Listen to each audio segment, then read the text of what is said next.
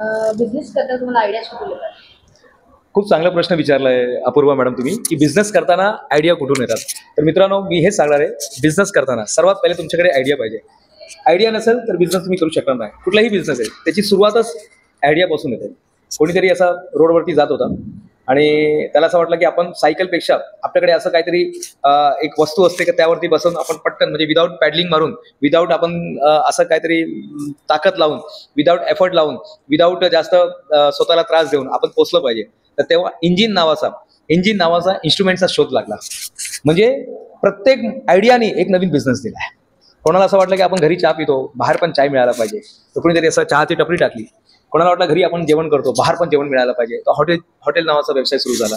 कोणाला वाटलं की हे जे आपल्याला सिक्युरिटी गार्ड पाहिजे, म्हणजे आपल्या घरात कोणीतरी असं कंटिन्युअसली बाहेर उभं राहिलं पाहिजे, तेव्हा सिक्युरिटीज नावाची संस्था सुरुवात झाली.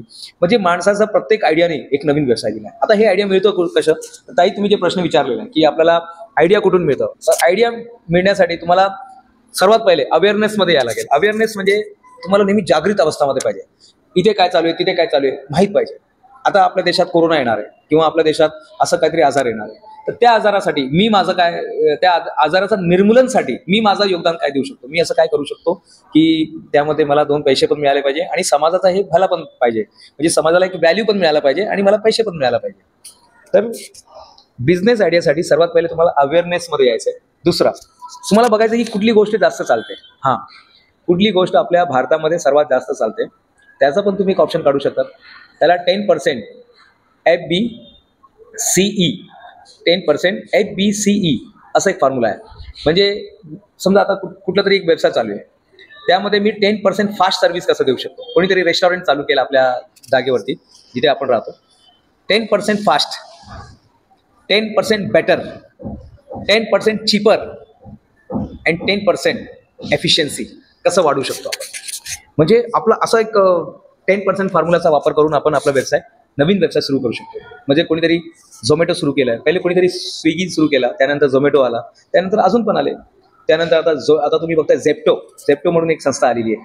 त्याचा अगोदर कोणी सुरुवात केली होती, ग्रीन बास्केट म्हणून आलं होतं. ग्रीन बास्केट नंतर मग ब्लिंकिट म्हणून संस्था आली. म्हणजे प्रत्येक एवढी कंपनी आली आहे.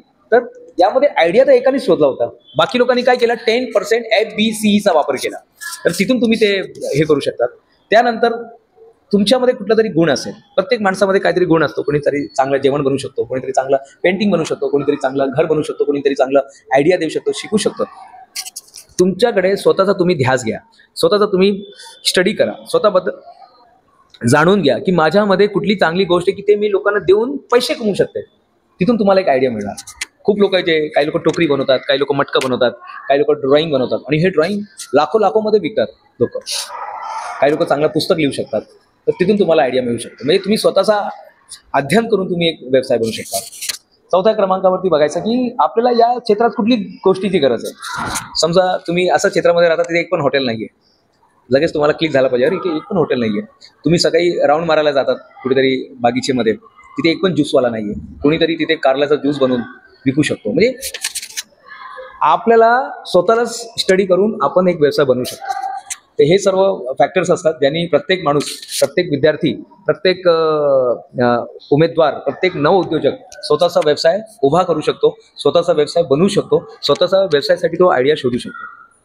तर हेच माझं उत्तर आहे. आय होप की तुम्ही जे प्रश्न विचारला की आपण आयडिया कसं शोधायचं, त्याचं उत्तर तुम्हाला मिळालं असेल. धन्यवाद मॅडम.